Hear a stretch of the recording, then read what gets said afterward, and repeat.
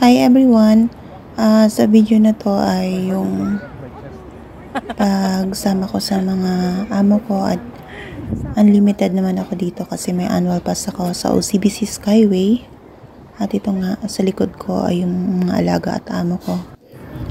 Ito ay may taas na 22 meters galing sa baba at may habang 128 meters yung pinaka nilalakaran, at pagdating mo nga sa gitna medyo bouncy, parang kala mo mapapatid kasi parang hanging bridge lang po siya na pagdadaanan, kaya kinokontrol nila yung tao pag umaakyat dito.